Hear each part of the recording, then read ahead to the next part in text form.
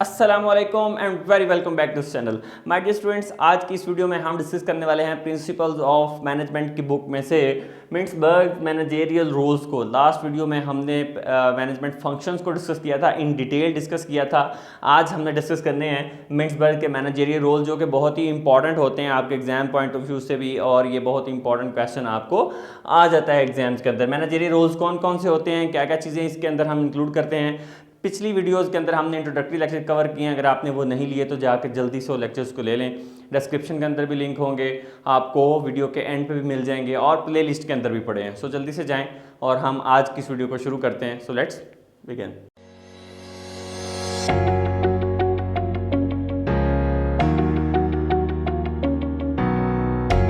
तो चलिए शुरू कर लेते हैं। हम डिस्कस करते हैं मिंट्सबर्ग मैनेजरियल रोल्स को। सबसे पहले तो हम मिंट्सबर्ग मैनेजरियल थ्योरी को डिस्कस कर लेते हैं। मिंट्सबर्ग जो एक बहुत ही बड़ा रिसर्चर था मैनेजमेंट की फील्ड के अंदर, उसने हमें एक रिसर्च पॉइंट ऑफ व्यू दी। जब लास्ट वीडियो में हमने हेनरी फ्योल को डिस्कस किया था, फंक्शंस को डिस्कस किए थे, तो उसने कहा मिंट्सबर्ग की थ्योरी को कंप्लीट किए बगैर भी मैनेजमेंट कंप्लीट नहीं होती। किस तरह से? क्योंकि एक वेल नाउन रिसर्चर था, इसने रिसर्च करके बताया कि जो मैनेजर के कुछ स्पेसिफिक रोल्स होते हैं, कुछ एक्शंस होते हैं, कुछ बिहेवियर्स होते हैं जिसको वो परफॉर्म करता है ड्यूरिंग एन ऑर्गेनाइजेशन अपनी उस फील्ड के अंदर, उसकी क्लैरिटी के लिए कि मैनेजर की पोजीशन को क्लियर करने के लिए कि वो कौन कौन सी रेस्पॉन्सिबिलिटीज़ एक ऑर्गेनाइजेशन के अंदर परफॉर्म करता है, उसके लिए कुछ रोल्स जो हैं वो डिफाइन किए गए थे। और वो किसने डिफाइन किए थे? वो मिंट्सबर्ग ने डिफाइन किए थे। अब वो डिफरेंट रोल्स हैं, 10 रोल्स हैं जो कि 3 हेड्स के अंदर कवर होते हैं। मैं उसको वन बाय वन आपको बताता भी हूँ। First of all we need to understand the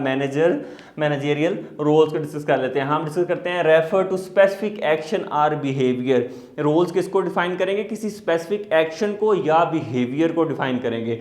for example, मैं आपको एग्जांपल देता हूं कि अगर मैं ये कहूं कि एक स्टूडेंट है, स्टूडेंट इज अ, ठीक है, एक स्टूडेंट हो सकता है, एक लेबर हो सकता है, एक कोई भी वॉलंटियर हो सकता है।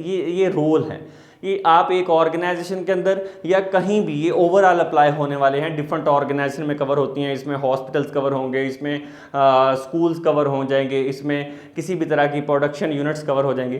तो ये सारे कवर हो जाएंगे। तो ये हम ये कहते हैं refer to specific action or behaviour expected of and exhibited by a manager. जो मैनेजर कोई भी एक्शन या बिहेवियर परफॉर्म करेगा उसको हम क्या कहेंगे कि ये मैनेजरियल रोल होगा। वो रोल जो वो मैनेजर परफॉर्म करेगा वो आ जाएगा। उसके अंदर मैंने आपको डिफरेंट चीजें बता दी। स्टूडेंट का रोल भी हो सकता है, फादर का हो सकता है, ये डिफरेंट तरह के। अभी थोड़ा सा इसकी और पोजीशन को मैं क्लियर करता हूं। Role is a position. अभी ये बड़ा इंपॉर्टेंट पॉइंट है। जो रोल है वो किसको शो करता है? वो पोजीशन को शो करता है। And function is a performance. और फंक्शन किसको परफॉर्म करेगा? वो परफॉर्मेंस को शो करेगा। फंक्शन उसकी परफॉर्मेंस है। फॉर एग्जाम्पल से समझ लेते हैं। Father is a position. Father जो है एक पोजीशन है। अब फादर का रिस्पॉन्सिबिलिटीज़ क्या होती हैं कि to take care of children, to earn the livelihood, ठीक है, पैसे कमा के लेना, अपने बच्चों की रिस्पॉन्सिबिलिटीज़ को परफॉर्म करना। तो फंक्शन क्या हुआ, जो रोल क्या हुआ, वो उसकी पोजीशन को क्लियर कर दिया। जस्ट लाइक मैं एग्जांपल ले रहा हूँ कि फादर उसकी पोजीशन और उसके अंदर उसने रिस्पॉन्सिबिलिटीज परफॉर्म की to take care of children, तो उसको हमने फंक्शन का नाम दे दिया कि जी ये फंक्शन है और ये परफॉर्मेंस वो देगा। रोल है तो उसकी पोजीशन। इसी तरह मैनेजर भी कुछ रोल परफॉर्म करता है, उसके अंदर कुछ रिस्पॉन्सिबिलिटीज होती हैं उसकी, तो हमने उसको डिवाइड कर दिया। हेनरी मिंट्सबर्ग ने उनको डिफाइन कर दिया 10 रोल्स के अंदर कि ये डिफरेंट रोल्स हैं जो आपको परफॉर्म करने पड़ेंगे। So let's start. हम इसको देख लेते हैं।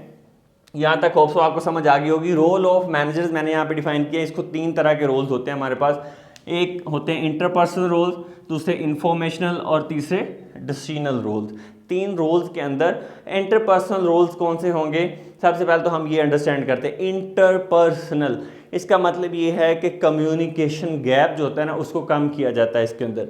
To inside and outside the organisation, communication gap को कम करने के लिए इंटरपर्सनल रोल्स जो हैं वो परफॉर्म किए जाते हैं। ठीक है, पहले थोड़ा सा वैसे अंडरस्टैंड कर लें, फिर मैं आपको पढ़ के भी बताता हूँ। इंफॉर्मेशनल, इंफॉर्मेशन प्रोवाइड करना inside the organization and outside the organization to clear the position of the organization to the stakeholder, to the government, to the different authorities. तो उसको हम क्या कहेंगे? कि ये इंफॉर्मेशन रोल्स हैं। फिर डिसीजन रोल्स होते हैं। ऑर्गेनाइजेशन के अंदर रहते हुए you have to perform some decision roles. जो मैनेजर्स होते हैं, टॉप लेवल्स होते हैं, they have to decide making policies, they have to decide कोई दूसरा यूनिट लगाना है, कुछ नया कोई डिसीजन लेकर आना है, कोई इंप्लीमेंटेशन करवानी है पॉलिसी, तो so that is the decisional roles होते हैं। और डिसीजन रोल्स कहाँ पे होते हैं? ये इन दो रोल्स की बेस पे होते हैं, इंटरपर्सनल और इंफॉर्मेशन रोल्स की बेस पे आप डिसीजन मेकिंग करते हो। ये 3 रोल्स हैं।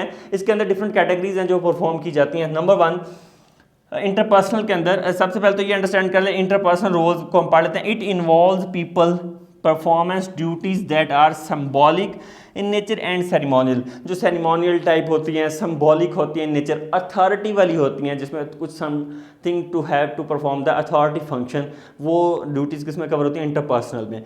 ठीक है। Informational, it involve receiving, collecting and disseminating information. Information को रिसीव करना, कलेक्ट करना और उसको आगे पहुँचा देना, this is the work of informational. And decisional roles, decisional roles involve around making choices. जो आप इन दो बेसिस पे, इंटरपर्सनल और इन्फॉर्मेशन की बेस पे करते हो, उसको आगे जो है ये डिसीजन के लिए यूज़ करते हैं मैनेजर, उसको हम डिसीजन रोल्स कहते हैं। ये 10 रोल्स हैं जो बेसिकली मैं अभी आपको बताऊंगा। 10 रोल्स हैं, ये डिफरेंट पोजीशंस हैं मैनेजर्स की जो एक ऑर्गेनाइजेशन के अंदर हो सकती हैं, ताकि थोड़ी सी क्लैरिटी दी है मिंट्सबर्ग ने। ठीक है। हेनरी फ्यूल ने उतनी क्लैरिटी नहीं दी थी, नहीं फिर मिंट्सबर्ग ने आगे।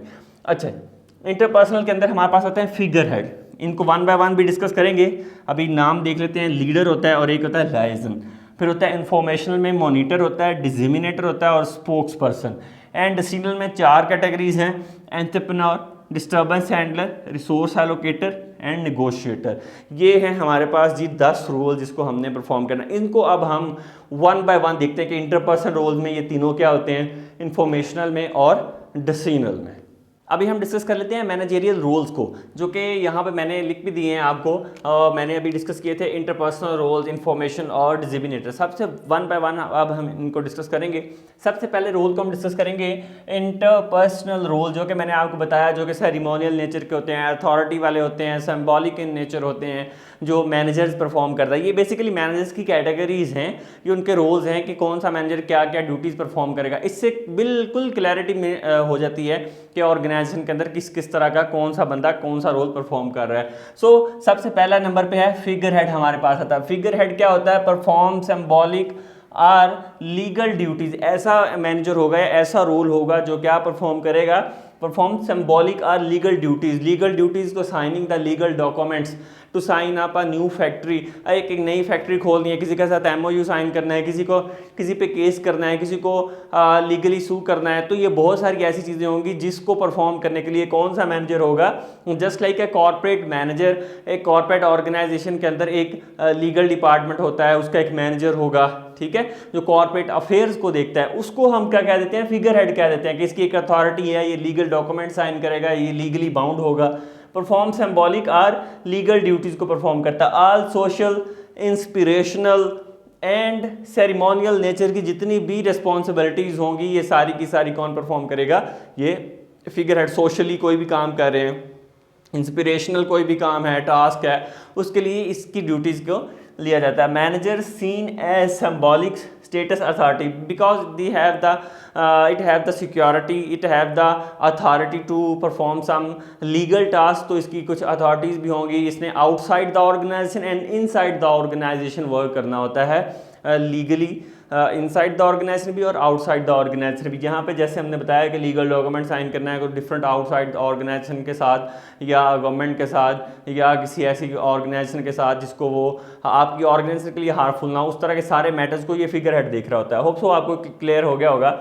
एक्टिविटीज़ कौन सी परफॉर्म करता है ये? Opening new factories, giving important instructions अगर देनी है तो उससे रिलेटेड जितनी भी इंफॉर्मेशन देगा वो आपको फिगर हेड देगा। ये इंफॉर्मेशन इकट्ठी करता है, अपने कुछ ड्यूटीज़ को परफॉर्म करता है। सो उसके बाद इंटरपर्सनल रोल्स के अंदर हमारे पास है लीडर। लीडर कौन होता है? लीडर आपको भी पता है, बहुत सारे लीडर्स दुनिया के अंदर भी मौजूद हैं।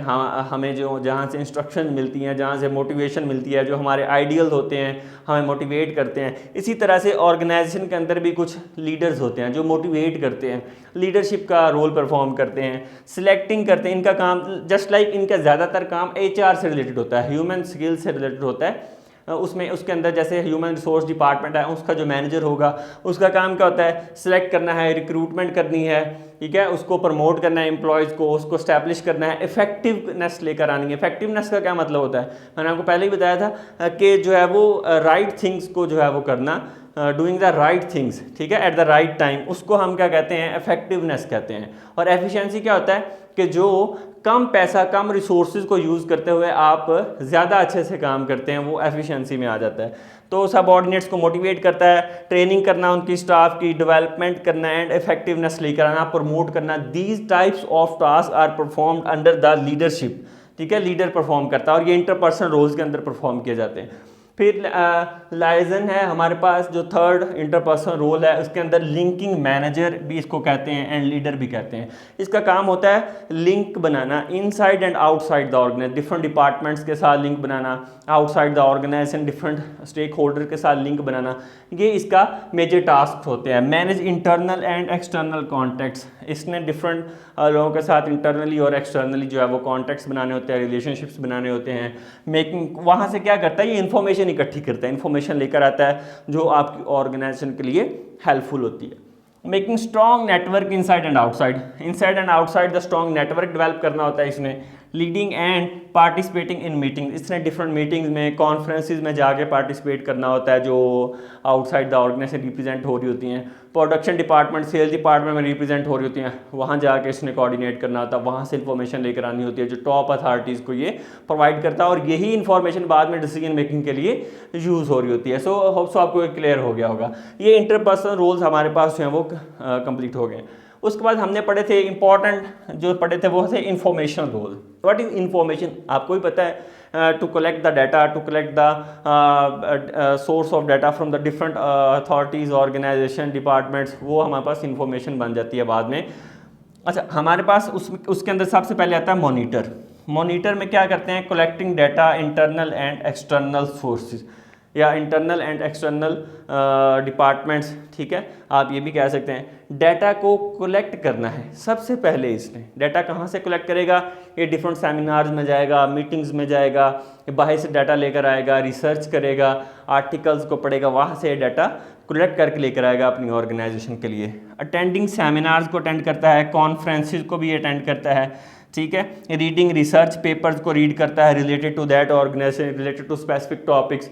क्यों रीड करता है, ये इसका बेसिक पर्पस क्या है, इसका पर्पस ये है कि ये इंफॉर्मेशन इकट्ठी करके लेकर आए, वहाँ से अपॉर्चुनिटीज़ को लेकर आए, रेज द अपॉर्चुनिटीज़, जो प्रॉब्लम्स आती हैं जो इनसाइड द ऑर्गेनाइजेशन के अंदर कहीं से भी कोई अपॉर्चुनिटी लेकर आई जा सकती है जिस पे मज़ीद काम हो सकता है, तो वहाँ से वो इन्फॉर्मेशन लेकर आए ताकि हम वहाँ से अपॉर्चुनिटीज़ क्रिएट कर सकें inside and outside the organization. Assessing and internal operations को असेस करता है, ये जो मैंने आपको बताया था कि अपॉर्चुनिटीज़ को लेकर आया जा सके। ये मॉनिटर के कुछ रोल्स हैं जो ये परफॉर्म कर रहा होता है, ठीक है। ये भी मैनेजर है, ये मैनेजर में मैनेजर की एक डेजिग्नेशन है कि वो ये रोल परफॉर्म करेगा। मैंने आपको फंक्शन और रोल का मतलब पहले ही समझा दिया था। तो उसके बाद है दूसरा डिसेमिनेटर। इंफॉर्मेशन रोल्स के अंदर आता है डिसेमिनेटर। डिसेमिनेट का मतलब होता है इंफॉर्मेशन को आगे फैला देना। Sending information to relevant groups. Relevant groups कौन से होते हैं, आपको इन्फॉर्मेशन मिली टॉप अथॉरिटी से या कहीं से मिली, कोई स्ट्राइक होने वाली है, कोई पॉलिटिकल इंस्टेबिलिटी आने वाली है, तो वो सारी की सारी इन्फॉर्मेशन क्या होगी, पूरी ऑर्गेनाइजेशन के अंदर डिफरेंट डिपार्टमेंट्स के अंदर डिसेमिनेट कर दी गई है, ठीक है। कम्युनिकेशन विद द स्टाफ, अपने स्टाफ के साथ कम्युनिकेशन करना, उनको एतमाद में लेना, ट्रस्ट में लेना, उनको बताना कि ये इस तरह से पॉलिसी बनाएंगे, इस तरह से काम होगा, उनको गाइड करना। These types of roles are performing under the disseminating. उसके बाद है spokesperson. As the name shows, spokesperson अपनी ऑर्गेनाइजेशन को रिप्रेजेंट करता है। ऐसा मैनेजर, ऐसा रोल जो जिस रोल के अंदर वो रिप्रेजेंट करेगा अपनी ऑर्गेनाइजेशन को outside the with outside people. For example, represent organization to outside people, communicating information about organization current position and achievement. उसकी करंट पोजीशन क्या है, हम कहाँ पे स्टैंड करते हैं, हमने क्या क्या अचीव किया है, so that the outside the stakeholder जो है वो इम्प्रेस हों, शेयर होल्डर्स इम्प्रेस हों, वो हमारे साथ और इन्वेस्ट करें, इन्वेस्टर्स को फ़ायदा हो उससे। तो this is the thinking behind the spokesperson. Represent reports to stakeholder, जो स्टेक होल्डर्स होते हैं ऑर्गेनाइजेशन के, उनको रिपोर्ट्स रिप्रेजेंट करता है, जो शेयर होल्डर्स हो गए जो गवर्नमेंट होगी स्टेक होल्डर में, सप्लायर्स हो गए, इनको वो रिपोर्ट्स प्रोवाइड करता है कि हमारी ऑर्गेनाइजेशन की पोजीशन क्या है। ये कुछ रोल्स हैं जो मैनेजर परफॉर्म करता है अंडर द इंफॉर्मेशनल रोल्स के अंदर। 3 तरह के रोल्स परफॉर्म कर, इसको जल्दी से नोट कर लें, इसका स्क्रीनशॉट ले लें। इसके बाद हम जो है वो डिसीजनल रोल्स करते हैं। अभी हम डिस्कस कर लेते हैं डिसीजनल रोल्स को, जो कि हम पहले भी मैं आपको बता चुका हूँ। डिसीजनल रोल्स के अंदर 4 तरह के रोल्स को हम कवर करेंगे जो मैनेजरियल रोल्स परफॉर्म किए जा सकते हैं: entrepreneurship, disturbance handler and resource allocator and negotiator. ये 4 तरह के रोल्स प्ले करते हैं। हमने डिसीजनल रोल्स के अंदर मैंने आपको पहले बताया था कि जो पहले 2 रोल्स हमने कवर किए, interpersonal role and informational roles, इन दोनों रोल्स को यूज़ करते हुए मैनेजर जो है वो डिसीजन मेकिंग की तरफ जाते हैं, डिसीजन रोल्स की तरफ जाते हैं। अच्छा, अब डिसीजन रोल्स के अंदर कौन सा रोल सबसे पहला है? एंटरप्रेन्योरशिप। देखें, कहीं से इन्फॉर्मेशन आई, अगर हम बात करें कि मॉनिटर ने इन्फॉर्मेशन इकट्ठी की थी इन्फॉर्मेशन रोल्स के अंदर, फिगर हेड ने कुछ कॉन्ट्रैक्ट्स किए थे, लिंक बनाए थे, तो वहाँ से इन्फॉर्मेशन आई, तो हमें पता चला कि एंटरप्रेन्योरशिप का रोल जो है वो हमारे पास आया, जहाँ से हमने न्यू इनिशिएटिव लिया, नई ऑर्गेनाइजेशन बना सकते हैं, नया सब्सिडरी बना सकते हैं, नई प्रोडक्ट लॉन्च कर सकते हैं, नई पॉलिसी लेकर आ सकते हैं। There are the different types of role that we can perform under the entrepreneurship role that managers have to perform. Acts as an initiator or designer. Entrepreneurship क्या काम करता है कि एज अ डिज़ाइनर काम करता है, इनिशिएटर काम करता है, न्यू आइडियाज़ जनरेट करता है। ये मैनेजर का रोल है, वो किस किस तरह की एक्टिविटीज़ के अंदर परफॉर्म कर सकता है। And encourage changes and innovation, वो नई चेंजेस इनोवेशन लेके आने की कोशिश करता है, नई प्रोडक्ट लॉन्च कर। आपने देखा होगा लेज जो है वो डिफरेंट फ्लेवर्स को लेकर आता है। अगर आप पेप्सी, कोक और ये यूनिलीवर की बात करें, डिफरेंट तरह की प्रोडक्ट्स मार्केट में लेकर आते हैं। इनका रिसर्च डिपार्टमेंट रिसर्च करता है, उसकी इन्फॉर्मेशन इकट्ठी करता है, सर्वेज करते हैं, उसके बाद नई इन्फॉर्मेशन लेके नई प्रोडक्ट लॉन्च करते हैं, नई सब्सिडी लॉन्च करते हैं। जहाँ पे अपॉर्चुनिटी होती है, गैप होता है, वहाँ से वो इन्फॉर्मेशन लेके और उसको नई को डेवलप कर देते हैं। तो ये एंटरप्रेन्योरशिप का काम होता है basically. Supervise and empower, team को एम्पावर करता है, सुपरवाइज करता है ये ज़्यादा से ज़्यादा। Generating new ideas and implementing, नए आइडियाज़ को जनरेट करना, उनको इम्प्लीमेंट करवाना, ये जो सारी एक्टिविटीज़ हैं ये परफॉर्म करता है एंटरप्रेन्योरशिप रोल जो है, या entrepreneurship manager. Disturbance handler manager भी हो सकता है। डिस्टर्बेंस हैंडलर मैनेजर कौन से हो सकते हैं? जो कि जिस अनएक्सपेक्टेड प्रॉब्लम्स अगर ऑर्गेनाइजेशन के अंदर आ जाए, कुछ ऐसे रोड ब्लॉक्स आ जाते हैं जिसको कवर करना डिफिकल्ट हो जाता है, तो उनको रिमूव करने के लिए जो है ये डिस्टर्बेंस हैंडलर्स यूज़ किए जाते हैं। डिस्टर्बेंस हैंडलर्स जो हैं वो इन रोल्स को परफॉर्म करते हैं, अपनी एक्टिविटीज़ को परफॉर्म करते हैं। और फॉर एग्जांपल कोई स्ट्राइक आ जाती है, कोई पॉलिसी आ जाती है, कोई गवर्नमेंट की तरफ से इंस्ट्रक्शंस आ जाती हैं जिसको वायलेट नहीं किया जा सकता, तो उसको किस तरह से हैंडल करना है, किस तरह से, किस प्रोसेस से गुजर के, वो सारी की सारी डिसीजन मेकिंग जो है वो डिस्टर्बेंस हैंडलर करता है। ये डिसीजन मेकिंग की हम बात करें, वो डिसीजन मेकिंग करता है कि यार इस प्रॉब्लम से मैं कैसे निकल सकता हूँ। ठीक है, प्रॉब्लम्स को हैंडल करता है। हैंडल द डिस्प्यूट्स, जितने भी डिस्प्यूट्स होते हैं ऑर्गेनाइजेशन के अंदर, आउटसाइड द ऑर्गेनाइजेशन, वो सारे डिपार्टमेंटल डिस्प्यूट्स होते हैं, कोई मैनेजर्स के, कोई एम्प्लॉयज़ के आपस में, उन सब को जो है वो ख़त्म करता है ये डिस्टर्बेंस हैंडलर। नेक्स्ट हमारे पास है रिसोर्स एलोकेटर। ये मिंट्सबर्ग ने कहा कि रिसोर्स एलोकेटर भी होते हैं। कुछ रिसोर्स एलोकेटर क्या, हमारे पास डिफरेंट तरह के रिसोर्स होते हैं। फाइनेंशियल रिसोर्स होते हैं, ह्यूमन रिसोर्स होता है हमारे पास, कैपिटल जिसको हम कहते हैं, ह्यूमन कैपिटल। ठीक है, ये डिफरेंट तरह के हमारे पास रिसोर्सेज होते हैं जिसको बेस्ट और इफेक्टिवली एंड एफिशिएंटली यूज़ किया जाना चाहिए। ठीक है, तो रिसोर्स एलोकेटर के अंदर distribute resources of time, funding, equipment and human resource. अब ये डिफरेंट तरह के रिसोर्सेज हैं, इनको बेस्ट यूटिलाइज करना जो है वो किस रोल के अंदर आता है? डिसीजन रोल के अंदर, रिसोर्स एलोकेटर के रोल के अंदर आता है कि वो इसको बेस्ट यूटिलाइज करेगा। Describe the responsibility of allocating and overseeing financial, material and personal resources.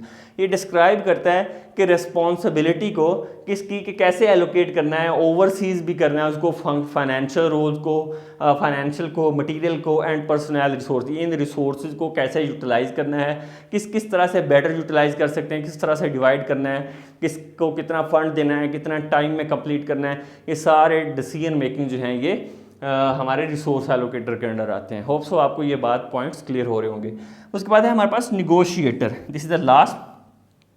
Take part in important negotiations with in organisation and outside the organisation, negotiations to his team, department and organisation. इसका काम क्या होता है कि ये negotiate करता है within the organization, outside the, बहुत सारे मामला ऐसे होते हैं जहाँ पे आपको निगोशिएशन की ज़रूरत पड़ती है, कोई डिसीजन मेकिंग की, डायलॉग की ज़रूरत पड़ती है जहाँ पे प्रॉब्लम से निकलने के लिए और कुछ चीज़ों को सेटल करने के लिए, तो वहाँ पे ये निगोशिएशंस करता है with in department. Salary increment है, अगर बात करें कि डिसीजन मेकिंग लेनी है सैलरी इंक्रीमेंट की, तो वहाँ पे भी निगोशिएशंस हो जाते हैं डिपार्टमेंट्स के साथ, एम्प्लॉयज़ के साथ। So just an example for that, ठीक है। तो take part in the important negotiation में ये करेगा विद इन ऑर्गेनाइजेशन और आउटसाइड द ऑर्गेनाइजेशन, जो स्टेक होल्डर्स हैं उनके साथ भी ये निगोशिएशंस करता है। ये डिसीजन मेकिंग रोल्स के अंदर हमने 4 रोल्स को कवर किया, entrepreneurship, disturbance handler, resource allocator and negotiator का रोल।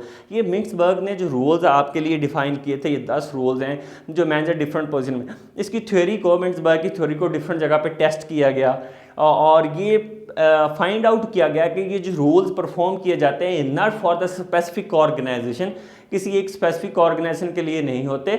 ये जो रोल्स हैं ये डिफरेंट तरह की ऑर्गेनाइजेशन में परफॉर्म किए जा सकते हैं, हॉस्पिटल के अंदर, स्कूल्स के अंदर, ठीक है, कोई मैन्युफैक्चरिंग इंडस्ट्री के अंदर, किसी और इंडस्ट्री के अंदर, ये डिफरेंट रोल्स हैं। क्योंकि उस रोल्स के अंदर जो भी, जैसे डिस्टर्बेंस हैंडलर है, इसके अंदर जो रोल परफॉर्म करेगा मैनेजर, वो डिफरेंट जगह पे परफॉर्म किया जा सकता है। सो इसकी जो, इसको कैटेगरीज को, वैलिडिटी को टेस्ट किया गया और ये काफ़ी हद तक जो है ये रोल्स हमने डिफाइन किए, ये एक्यूरेट पाए गए और इस पे इम्प्लीमेंट किया जा सकता है और ये बेस्ट रोल्स प्ले हुए। इसने मिंक्सबर्ग ने इसके अलावा और भी जो है वो स्टडी की, सर्वेज किए, रिसर्च की और भी थ्योरीज लेकर आया। इसने ये बताया कि जो एक्शंस होते हैं वो इन्फ्लुएंस करते हैं, लाइक इन जो मैनेजर्स है ये बेसिकली एक इन्फ्लुएंस रखता है अपने एक्शंस के साथ। बिल्कुल ठीक कह रहा है कि जब एक मैनेजर, उसका एक इन्फ्लुएंस होगा अपने एक्शंस के साथ, अपनी ऑडियंस को, अपने जितने भी सबऑर्डिनेट्स हैं उनको मोटिवेट कर सकता है, उनको जो है वो इन्फॉर्मेशन प्रोवाइड कर सकता है और बेटर गाइड भी कर सकता है। फिर इसने डिफरेंट तरह की और थ्योरीज भी परफॉर्म की थी, रिसर्च भी की थी कि आप जो है वो डायरेक्टली ऑर्गेनाइजेशन की हेल्प आउट कर सकते हैं, आप उनके लिए लीडर का रोल परफॉर्म कर सकते हैं, मोटिवेट कर सकते हैं सब, मतलब लाइक आप डायरेक्टली कॉन्ट्रैक्ट कर सकते हैं ऑर्गेनाइजेशन के लिए, या उनको, लोगों को गाइड कर सकते हैं, मोटिवेट कर सकते हैं, या फिर आप उनको रिसोर्सेज के साथ जो है वो इन्फॉर्मेशन प्रोवाइड कर सकते हैं। डिफरेंट तरह की थ्योरीज की थी। अभी जो हमने डिस्कस किया है ये हमने मिंक्सबर्ग मैनेजरियल रोल्स को डिस्कस किया है। होप सो आपको समझ आ गई होगी। कहीं कन्फ्यूजन है, कोई चीज़ समझ नहीं आई, कमेंट्स करें, वीडियो को ज़्यादा से ज़्यादा लाइक करें, आप लोगों के लिए इतनी मेहनत करते हैं। और अगर कहीं कन्फ्यूजन आती है आपको तो ज़रूर बताएं। इसके हम जितने भी टोटल चैप्टर्स हैं, आउटलाइन है, वो सारी की सारी हम कवर करने वाले हैं इंशाल्लाह। अभी हमने जस्ट इसके 3rd लेक्चर पे पहुँचे हैं, तो इंशाल्लाह आप इसको कवर करें, फिर नेक्स्ट वीडियो में नेक्स्ट पे डिस्कस करेंगे। इसका स्क्रीनशॉट ले लें, उसके बाद फिर हम इसको वाइंड अप करते हैं। Thank you so much for watching this video को ज़्यादा से ज़्यादा लाइक करें, शेयर करें। Thank you so much.